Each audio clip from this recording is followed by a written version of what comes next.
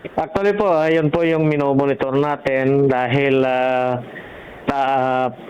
portion ng coverage area ng Sentelco ay naapektuhan kahapon from 7:45 or almost 8 na nung nawala ng ilaw hanggang 10 ng gabi.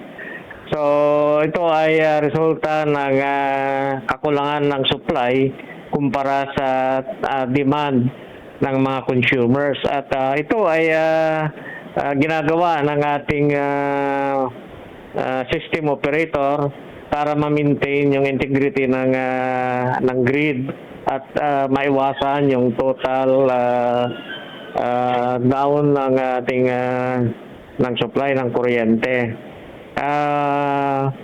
Kaninang umaga ay may mga naglalabasang information at mayroong advisory ulit ng yellow alert at posibleng magkaroon ng red alert kung patuloy na tumaas yung demand ng ating mga consumers. Ang Sentelco po ay mayroong tatlong serkito or 4 na serkito kung saan ay kumukuha ng power para i-distribute sa ating mga consumers. Ito ay yung Labrador Substation ng NGCP, yung Balinaw, Santa Barbara Substation, at saka yung San Manuel Substation.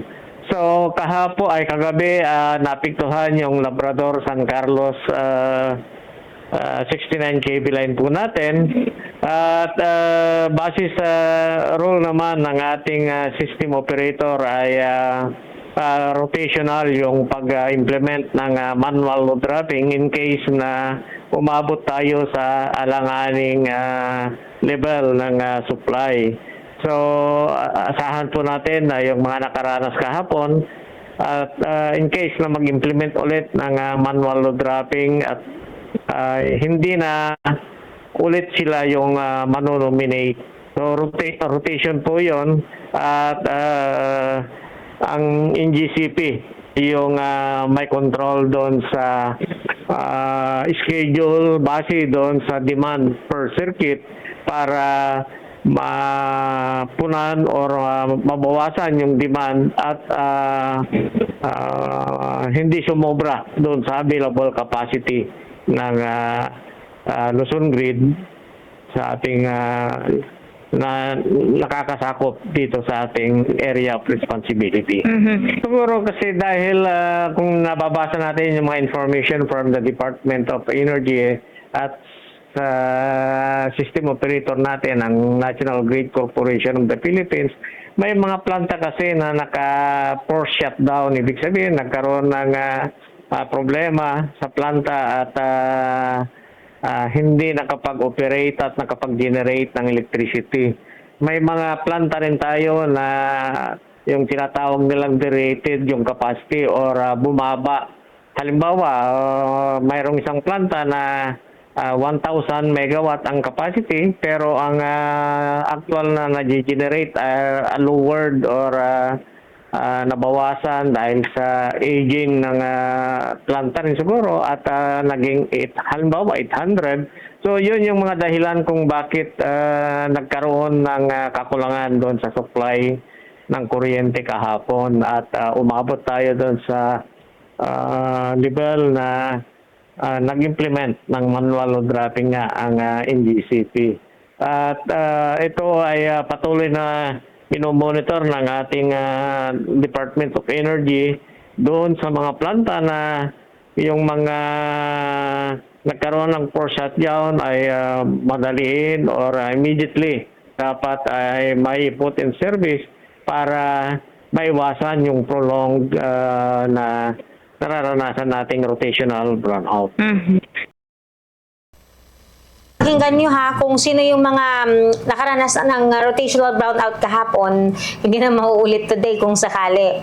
Samantala, natanong din po natin si Engineer Corpus, no, kung ano ba yung pwede nating magawa? Kasi syempre, kapag nagtulong-tulong po yung bawat isa sa atin, kahit pa paano magkakaroon po ng malakihang epekto para hindi po dumating po sa punto na dahil po sa nararanasan po nating matinding init ng panahon, maging araw-araw o every other day yung pagpapatupad po nitong rotational brownout po na ito. So narito po yung bahagi ng pahayaga ni Engineer Rodrigo Corpus.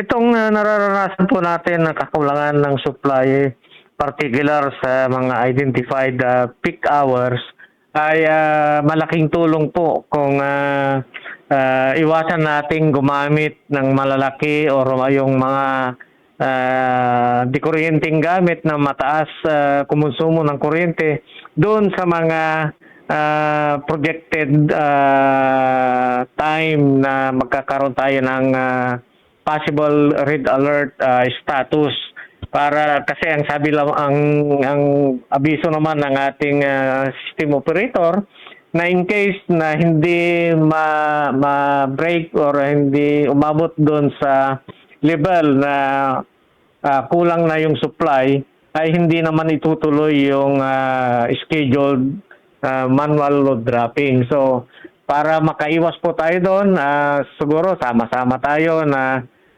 mag-reduce ng ating konsumo, dahil sa maliit na paraan, pag pinagsama-sama po ay malaki rin yung magiging epekto at possible ay malampasan natin yung situation kung saan ay manipis o humahantong sa kakulangan ng supply ng kuryente.